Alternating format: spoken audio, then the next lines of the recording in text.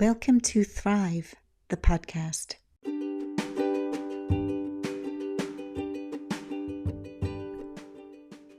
Welcome to Thrive, the podcast, where I'll be talking with guests who've created extraordinary results in business and life through listening to and following through on their intuition in the face of logic, reason, and rationale, to demonstrate why your inner navigation is the most important advisor you'll ever meet. No matter what you've been through, faced, feared, or run from, Thrive is here to uplift you and give you the courage and fortitude to face your future, even when you don't feel fearless. I'm your host, Elizabeth Adams. Throughout my 20s and some of my 30s, I operated from a place of workaholism, believing that when I reached success, all would be well in my world. Coming home to myself was a journey that began with a series of synchronicities that led me to learning how to tap my intuition and ultimately gave me the tools to live a far more rewarding life. Since then, I've been helping my clients to thrive. No matter what you're up against, grief, depression, unfavorable circumstances of any kind are only ever a starting point on the way to realizing the life you were born to live. The power really is within you, and my intention with this podcast is to enable you to unlock it.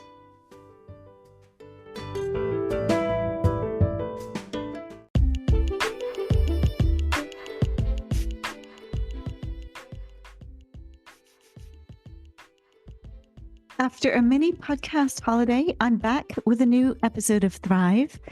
Today, my guest is Lovelda Vincenzi, international speaker, moderator, and speaking mentor. Lovelda has created a career from following her true nature and the nudges of her intuition that have seen her be fierce in claiming her place on the world stage. This has led her to sharing the spotlight with household names as the go-to woman that ignites audiences and enlivens events. Sharing our stories in the world is a journey.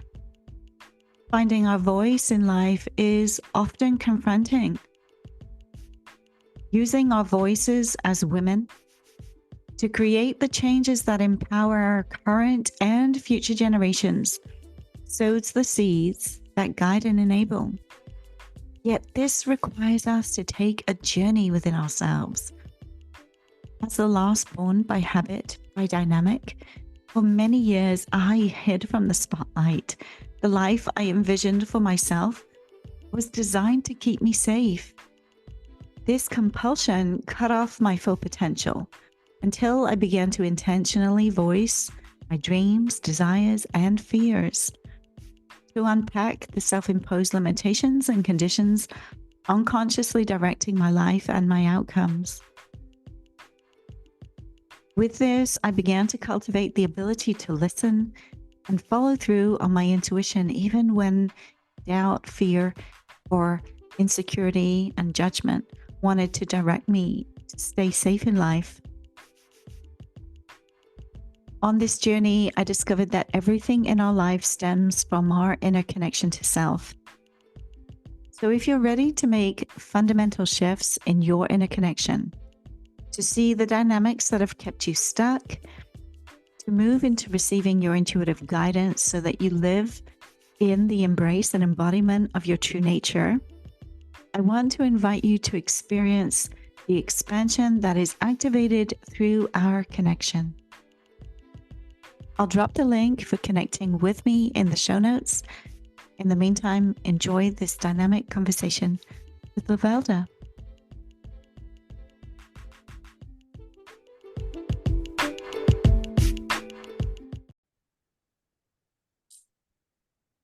So Lovelda, welcome to Thrive, the podcast. It is wonderful to be here. Thanks for having me. You're very welcome. I noticed that, we met a number of years ago now, and we didn't really have that much to do with each other, but I noticed you really take your game to the next level, in terms of being a speaker and then a trainer for speakers, and just the way you've built your career, emceeing at events around the world, and being on TV, and just all the different things that you've done. And I wanted to invite you to share with audiences your journey and what you needed to overcome to claim your place. Because one of the things I see is that often for women, especially, we can sit back and wait for somebody to come and give us the permission, give us the baton, say, you can do this. And actually, it's often that if we really truly choose something, we have to take it. We have to go for it. And that in itself can be a confronting concept. Can't it just? The number of times I've gotten calls with people from a coaching perspective, and the call has ended with me going, if you need somebody to give you permission to go ahead and do what you're here to do, take this call as your permission to do so. And it's wild how men will often ask for forgiveness, whereas women will ask for permission. And I probably experienced this for the first time in the biggest sense. I used to work in sales before I even started doing this. And so you get, that's a very male dominated industry. And often the first few sales teams I was on, I was the only woman on the team, right? So, I was up against it with all the male bravado conversation in the office and so on and so forth.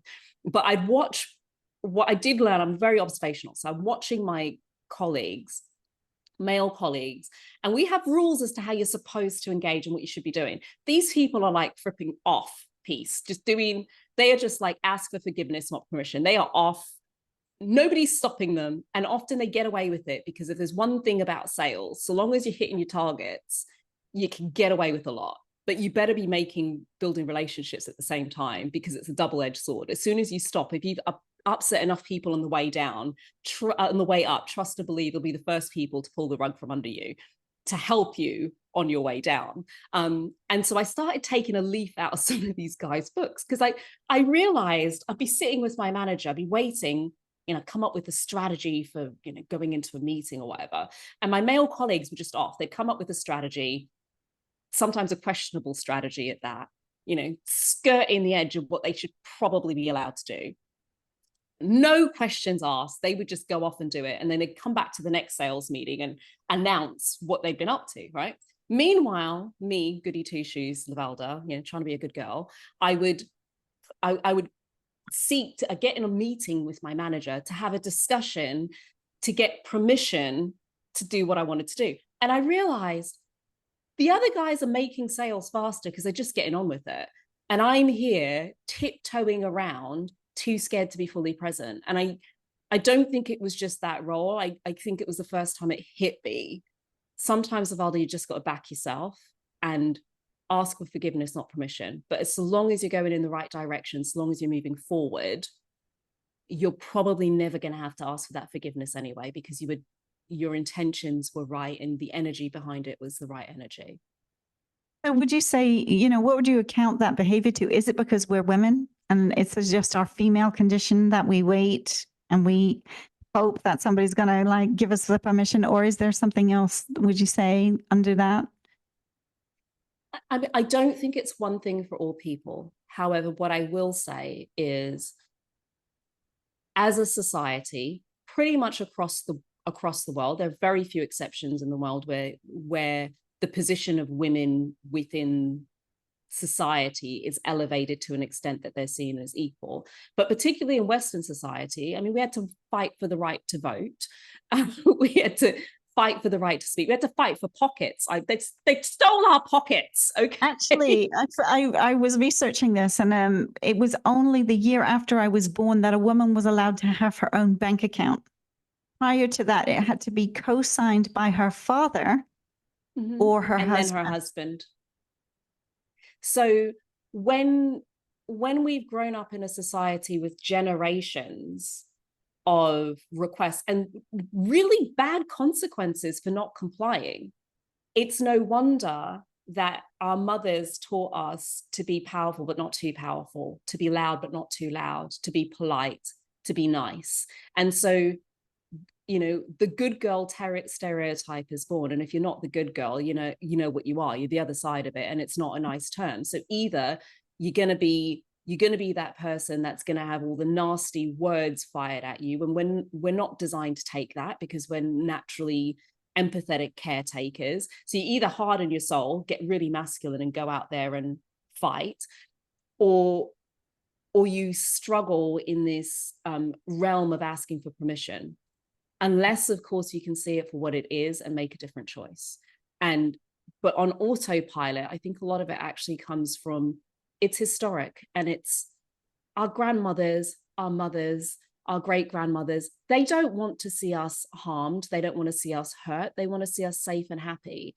And each generation has got to be that little bit bolder, because we can do our things our mums couldn't do. Our mothers could do things our grandmothers couldn't do. Our grandmothers could do things our great grandmothers couldn't. And I think we forget that actually we're given more space now to be who we really are and to show up more powerfully and more authentically. However, as years go on, our mothers were passing on their conditioning, right? So that's what we were grown up with. So we got to uncondition that and test the boundaries of things. And it's only when I played around and thought, sod it, they get to do it and they don't seem to be getting in any trouble. Do you know how many things I got away with asking for forgiveness? I got to the point my manager was telling me flat out I shouldn't be able to do stuff, and I just went and did it behind her back. And then the client closed the deal, and what was she supposed to say? Sorry, we don't want no money in the company. So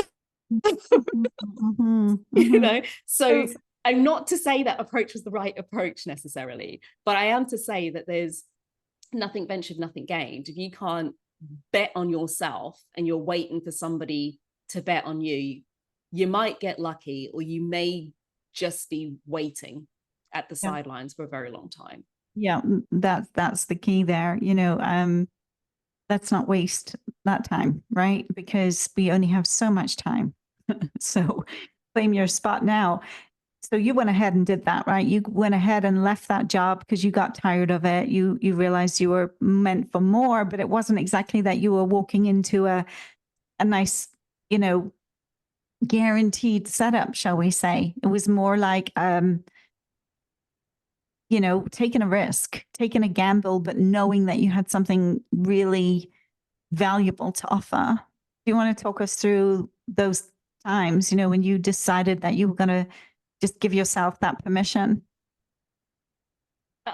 Sure. I think so. What happened? I was working full time, and the speaking side of the business kind of popped up by itself. I don't know. It's like some seeds got loose. They landed on fertile soil, and all of a sudden I had a little garden going that I had not anticipated. And I think often we have these scenarios where opportunities come to us and we brush it off as a fluke. And I did for a while. My careers advisor did not say, Lovelda, when you grow up, there's a job for you as a moderator and a host running your own business. Didn't know it existed. Didn't know you could get paid for this.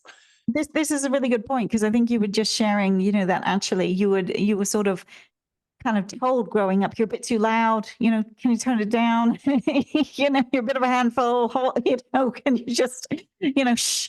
And so many of us get that as women, it's like, shh, be good, look pretty, but don't move.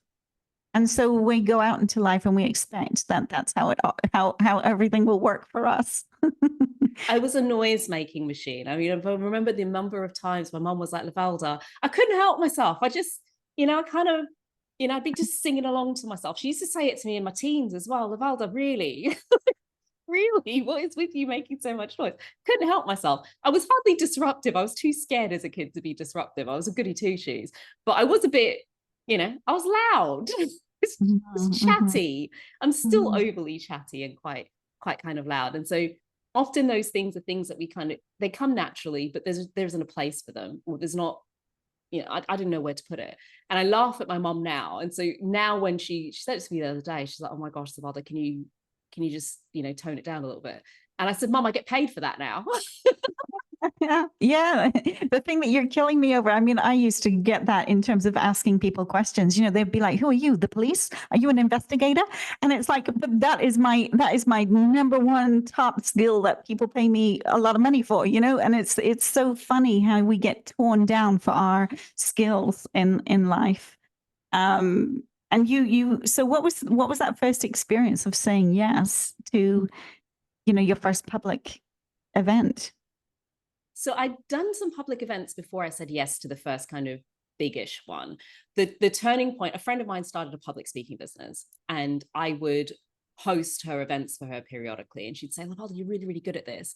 And I thought, well, of course you'd say that because that's what friends say, right? So I just brushed it off. This is what we do, right? Brush it off, because of course people say nice things. If people are saying nice things to you about something you do consistently, you're probably really, really good at it, and not what comes naturally to you does not come naturally to others. So to me, I thought, how difficult is it to just invite some people on a stage and crack a couple of jokes? How difficult is it to ask questions? Turns out really flipping difficult, right? For some people without the skill set, really difficult. I've watched people since then completely butcher this role. To me, it seems simple and obvious and flowy. To others, it's a lot of work. And that's not to say I don't work on my talent, but it's something that's naturally, I've just got a lot of skills that lend themselves naturally to being able to do this, that my starting point is further along than if I was to try and, decide I was going to be a web designer. My brain just doesn't naturally work like that. Could I make it happen? Yes. But that's when I'm really working in the realm of hard work. This has never felt like hard work to me. It's felt like I show up, I kind of do me, and then I get praised for it and people throw money at me. Like, that's how it's always felt to me. That's the best thing, right? Because it's you're following your true nature in it. That's the actual truth of it. Whereas we do have a society that prepares you to work against your nature and operate in the world, in a manner that's absolutely alien to who you truly are, which can never really work for anybody. So, but Liz, then we get to feel good that we worked for it. That's exactly it, isn't it? That earning the worthiness. Yeah. Yeah. Wearing hard work as a badge of honor. So that there was an interesting point where that struck me. I remember I got invited to do, this is where I say I could just talk, right? I got invited to comment on morning news. Great. Bearing in mind, I don't watch the news. I just don't. I stopped watching the news years ago. Sue me. Don't sue me. I'm just not filling my mind with, I'd rather see the best of humanity, and the news is not necessarily the great place to see the best of humanity. And so I don't like the way they curate it. Let's put it that way. I don't like their curation mechanism to look at all the doom and gloom. So I don't watch it. But when I got invited to curate on it, it was, international TV. So I did what any crazy human would do. And I said, yes. And they invited me back for 6 flipping months. I don't read the news. But I remember a friend of mine asking me about it and how I got it. And I said, well, I don't know, somebody asked me to do it. So I said yes. And, they just keep inviting me back. And I was really uncomfortable with people being quite excited that they were saying that I was doing this, because I didn't work for it. I just kind of show up and talk.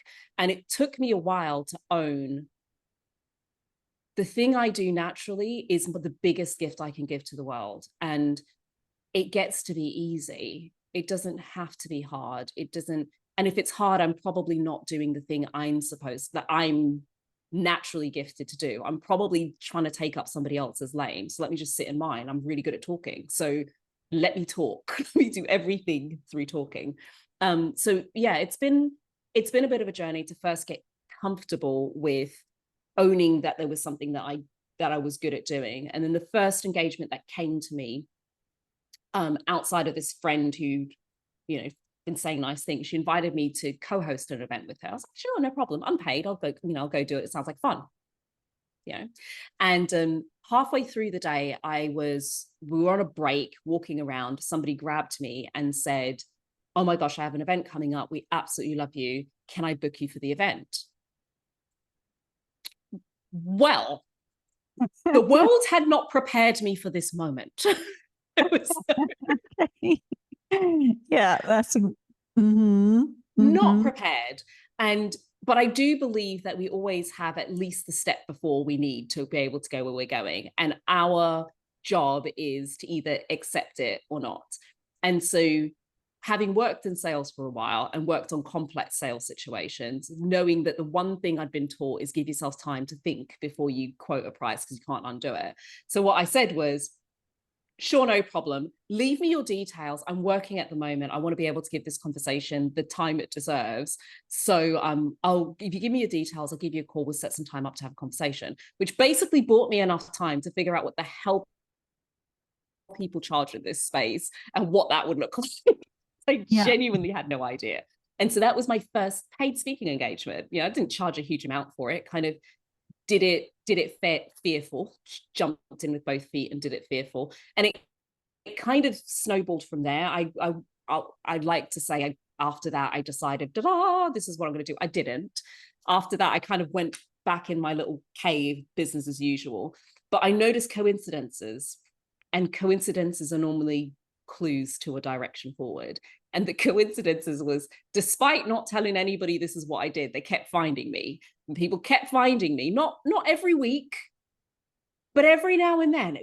And they were getting bigger with interesting events. And I just thought, how are they finding me? Where are they finding me? But it doesn't matter if this is coming to me anyway. And I am literally doing nothing. I don't have a LinkedIn profile. I don't have a website. I'm just excitedly talking about what I did last time, or somebody saw me somewhere and so they're asking me. I am not telling anybody. I'm not out there pushing for this. Mm-hmm. There's literally no energy from Lovelda to create this, and yet it keeps coming. So I thought, when the biggest one came, it's a big international engagement, and I thought, right, okay, I can see it now. Right. All right, universe, I see it now. She's got the message at last. Yeah. Little taps. Okay. The next thing you do, punch me in the face with the big one. Like, I get it. I could see it. So when that happened, I thought, I know what I'm going to do. I'm going to give it a year. So I didn't quit my job, didn't do anything drastic and dramatic, not quit my job, run off to the circus, none of that. I kept my full-time job, and I thought, I'm going to give it a year. And for a whole year, rather than waiting for stuff to come to me, I'm going to tell people this is what I do, and I'm going to commit to learning how to build a business around this, and we'll see what happens.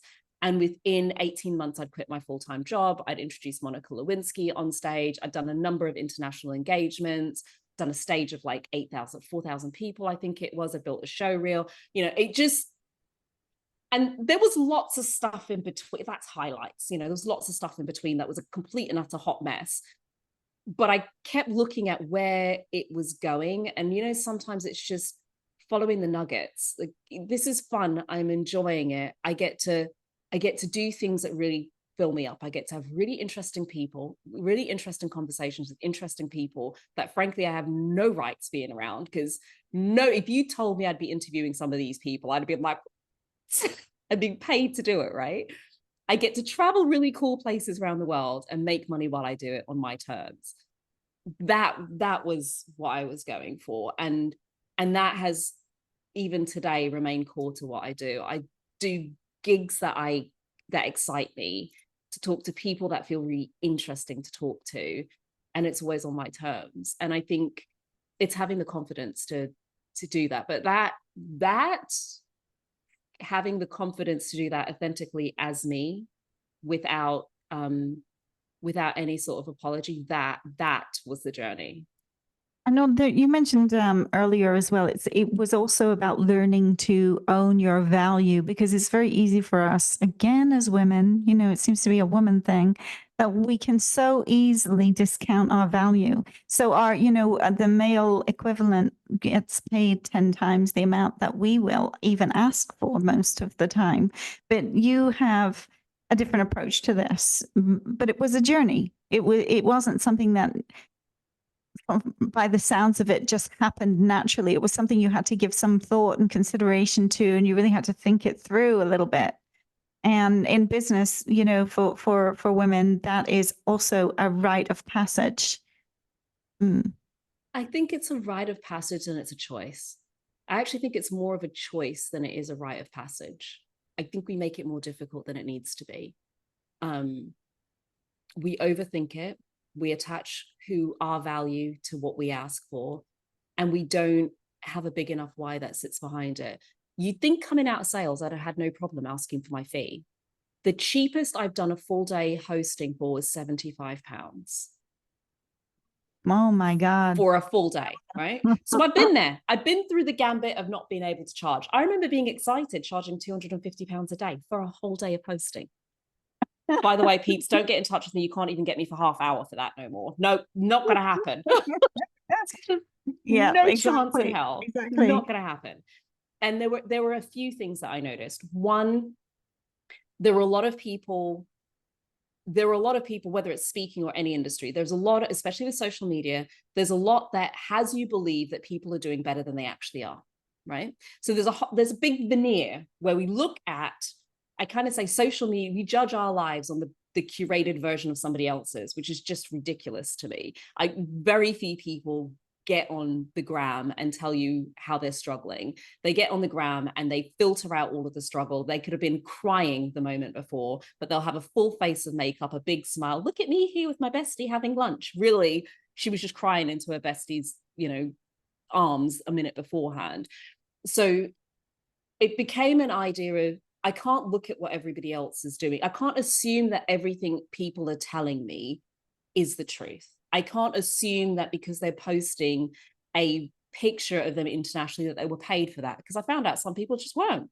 I can't assume that they tell me that their fee is X, that that's a fee they've actually ever achieved, because I know people personally who have put out fees that I know for a fact they ain't never been paid. Right? So once I could disconnect myself from what the rest of the world was doing and just focus on me, it then became, well, what is the art of the possible? Well, I know there are people out there getting 6 figures to show up for an hour. That's possible. It's possible, right? I only need to know of the possibility of it existing. It is possible that somebody can get on stage for an hour or less and pocket 6 figures. Those are outliers, but they're possibilities, which means that it's maybe even possible to do even more than that. So then I decided what my journey was going to be. I can sit here and say it's really difficult and make up all sorts of excuses and reasons and rationales why it was going to be hard. Or I could say, do you know what? I'm learning how to be a multi-7-figure speaker. I'm learning. And as of right now, my comfort zone that's congruent is £250, but I am not a £250 speaker. I know that.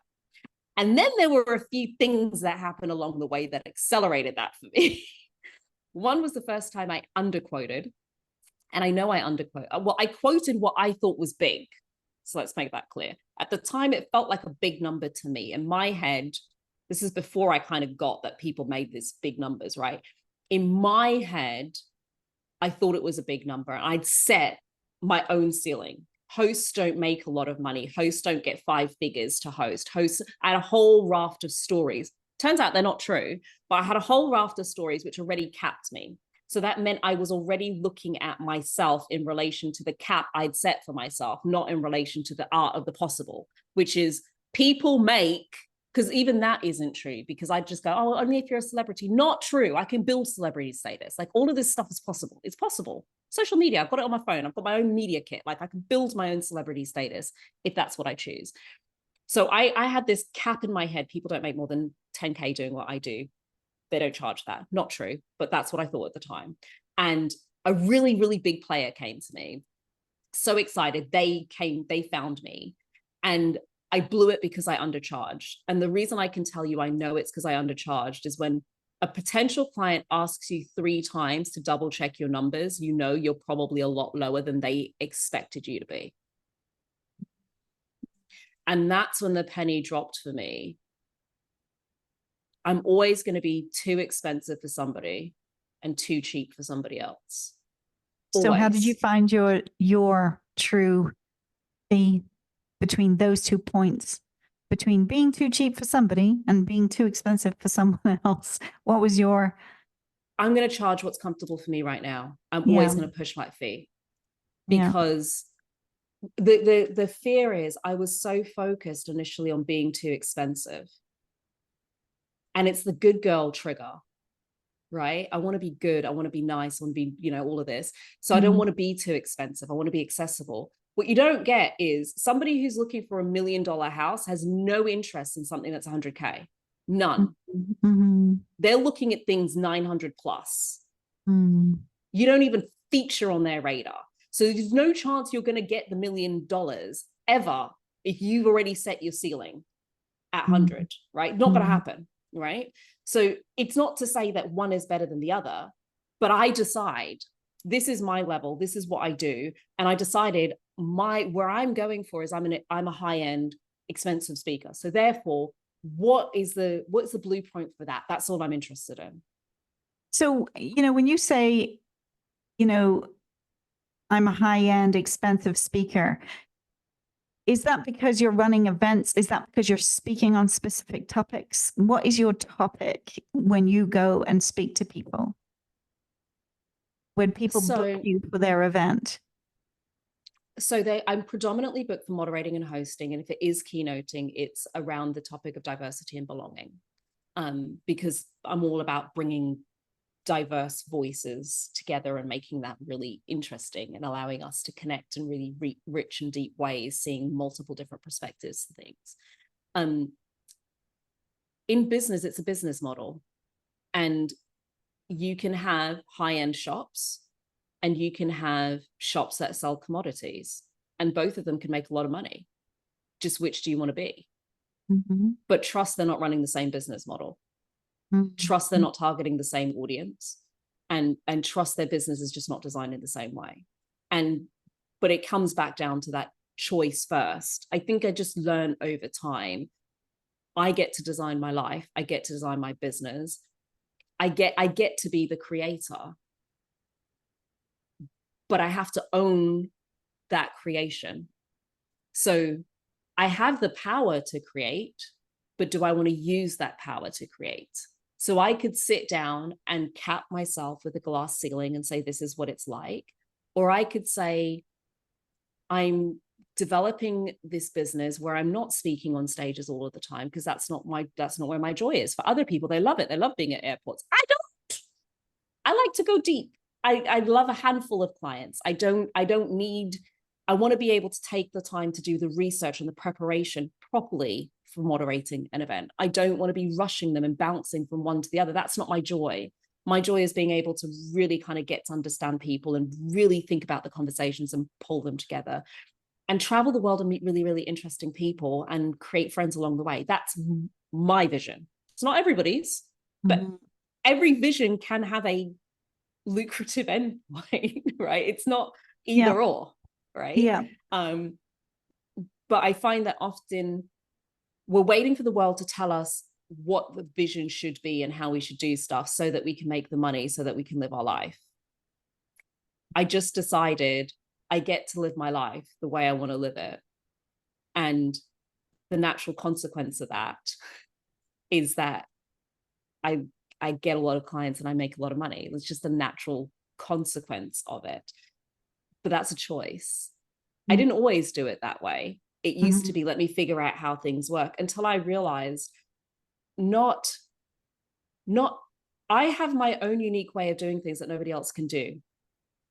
They can't be me, they can't do me, they can't have my insights, because they aren't me. You know, unless you grew up with my parents, you traveled the world in the way that I did growing up, you went to the schools that I went to, you know, you're female, you're of Black heritage, you know, unless you've had those experiences, you just cannot see the world through the lens that I see it through.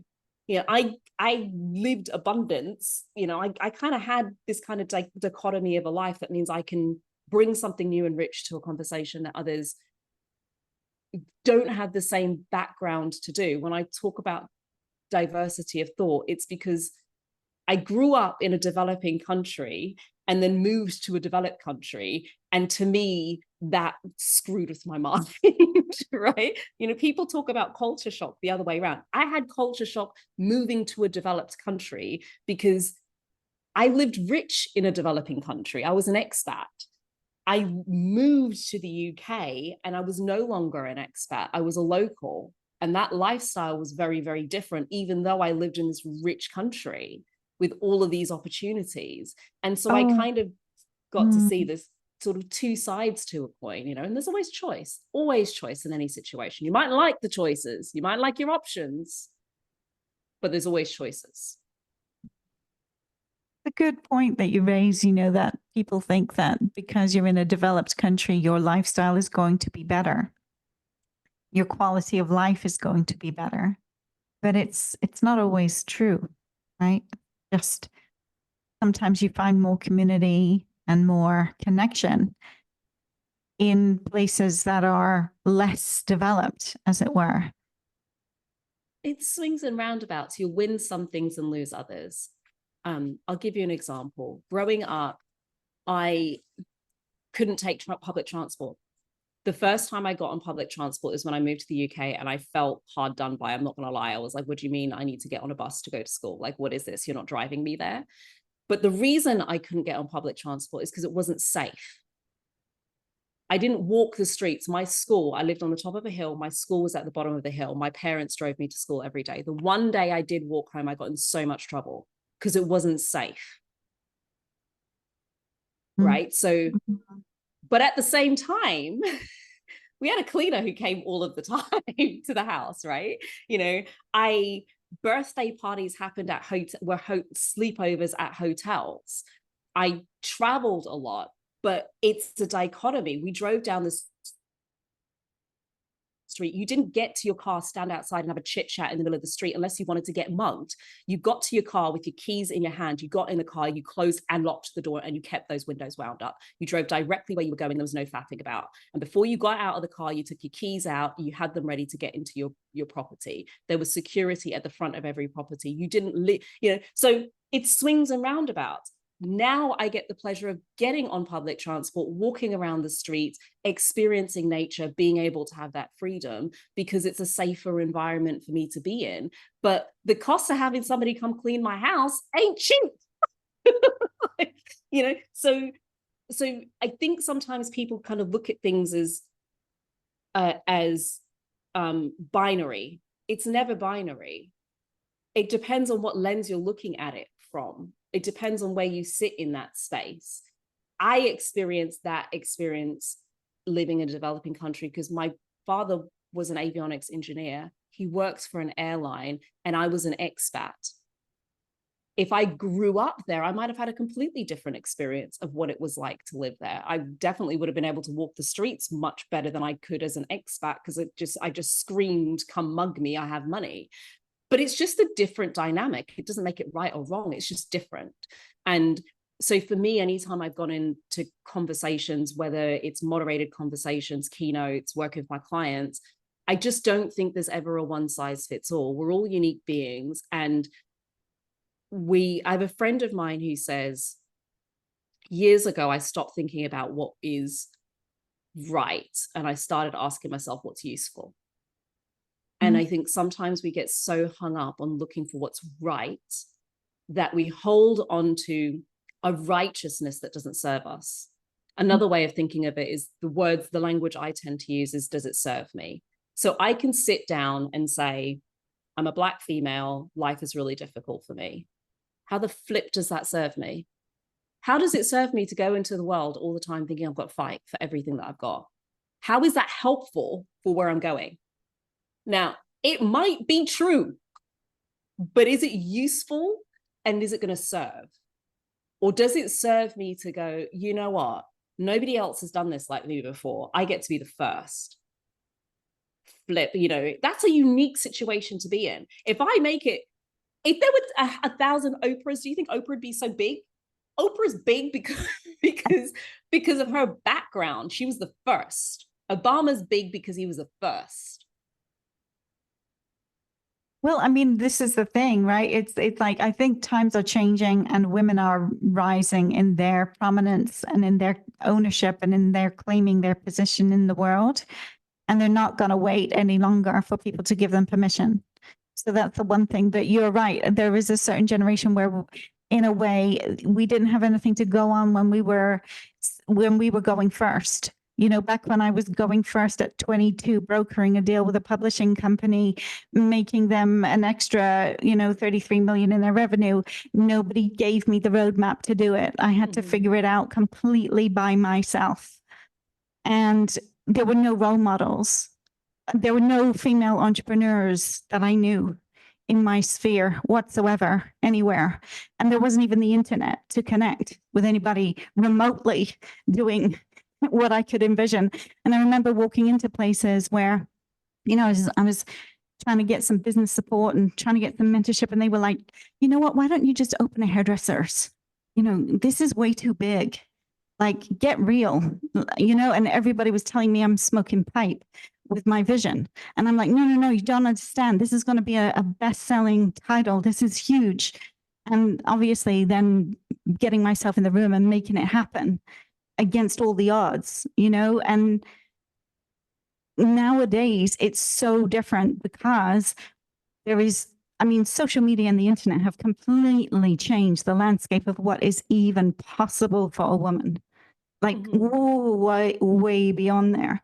And there are women now killing it in ways that previous generations just couldn't even foresee or get a hold of, and are not even catching up to, because some of them have still not clocked on to what is happening. But yeah, when you're choosing to go first and nobody's really done it, and you only have one role model, and maybe that role model doesn't even fit your demographic.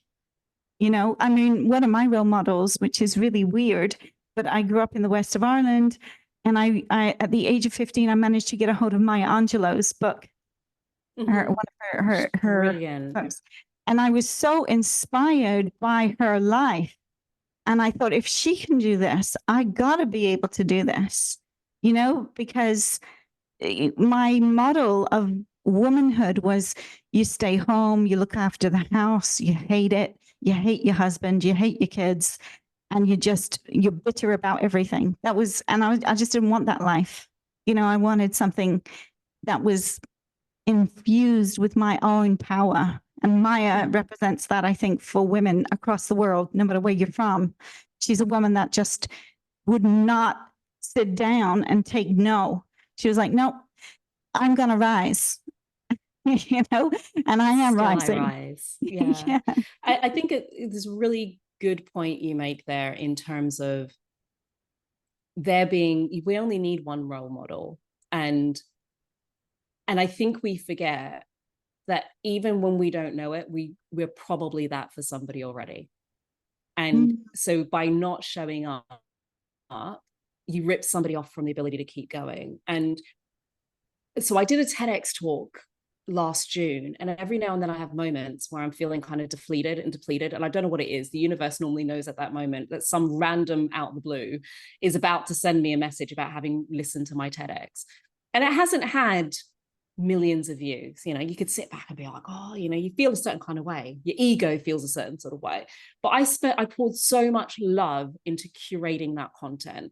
Like, to this day, I sit back and I think that's one of my best pieces of work in terms of like how I pulled the wording together. I've never felt that attached to getting a message as clear and as crisp and as considered as I have doing that.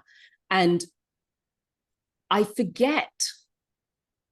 we forget that people are still looking, even when they're not saying anything, even when they're not popping a message in. People are looking. People are being inspired. People are moving forward. You do not even, 90% of people, probably more, are not going to even tell you how your contribution, that little touch point that you had in their life, inspired their journey and enabled them to get where they're going right now. And we're often looking for those big ahas, but I think there's books I've read, or there's throwaway comments that people have said in my life that have literally changed the trajectory of where I was going from one moment to the next. And I've not necessarily always gone back and told them anything. So I think for people, especially women who are listening and thinking, I'm not that big, I don't have that much of a following, I'm doing all of this stuff, but I can't see it. You just have to know it's happening anyway. I don't see the impact my talk is having on other people. but every now and then the 1% is going to pop up and let you know. Yeah, absolutely. And, you raised such a beautiful window of opportunity, because I see this even in the show notes that I curated for my episode last week with Marianne Van Katwick, right? And I was going through the show notes and I'm talking about the topic of childbirth, and I'm picking out the women who gave me what I needed to make my choice a reality in life. And they're dead, and their obituary is in The Guardian. But they had such a massive impact, not just on me, but on women all around the world.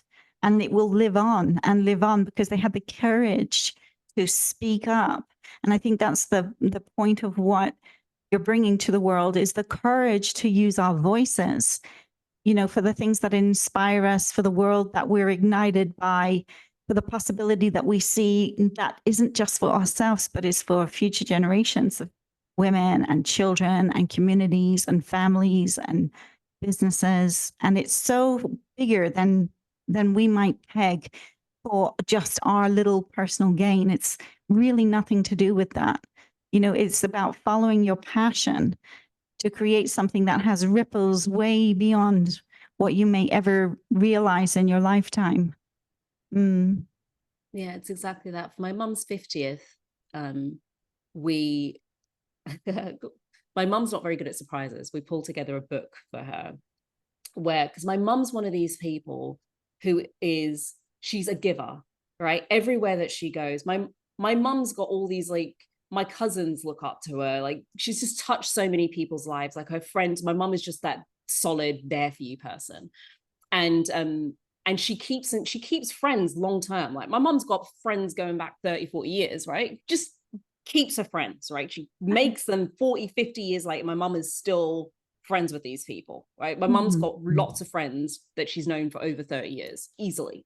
And so for her 50th birthday, we went behind her back, as you do, and created a fake email address, got on her phone, ripped off a whole bunch of people's names, and sent messages out to people saying, we're pulling together a book for Mum. Can you send in a poem, maybe a photo, a note, something that just tells her how she's touched you?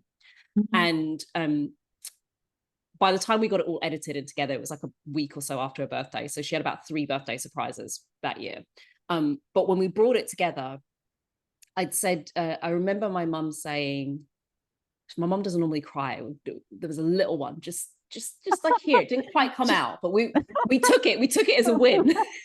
But her words were, first she was shocked, like, how the heck did you get all of these people to do all of this stuff? And where did this come from? We had baby photos of her, like all of the things, poems written by people, like all of the things, like people were just out, like happy to contribute. And she said, most of the time people never get to hear this. This is the sort of stuff that people come and say when you're dead and gone. And I think we need to go into the world without searching for fame and fortune, but just wanting to leave an impact, leave those footprints, and understand that every time you show up authentically in a space of service, that's what you're doing. And it's okay that 99% of people will never tell you. They don't need to tell you for it to be true. Exactly. And also just because, it feels good to you to do it, right? You're not fighting the tide to pursue something that's against your nature that you hate. You're doing it out of love. I feel that's a hugely important contribution. Lovelda, thank you for joining me. How can people find out more about you, and I guess, clients who are looking for an excellent moderator and speaker, and also people and women who want to be on stages and want to learn how to basically charge their worth on the stage? Take that talent, take that passion, actually turn it into a business and do the thing that you love for life. The best way to find me, you can head over to my website. It's Lovelda .com. So nice and simple. Lovelda as in love, and then LDA.com. I'm also on quite regularly on Instagram and LinkedIn. Again, just search. It was like a naturally SEO'd name. Thank you, Mum. I say thank you, Mum, and thank you, husband. A combination of the two have helped because I wasn't born Vincenzi, but I am keeping it. Okay. Staying for good. Either of those places are great places to hit me up. If you listen and you enjoyed it, just come say hi. Like, I don't need to sell you something. We could just be friends. Like that is also an okay. Awesome. Yeah, well, I will put your details in the show notes so people can find you easily. And thank you so much for being my guest on this podcast. You are more than welcome. This has been an absolute joy.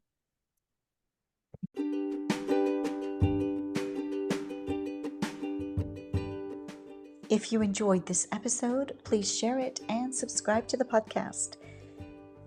If you would love to reach out to my guest or myself, visit the show notes where you'll find all our contact information. Thank you so much for listening.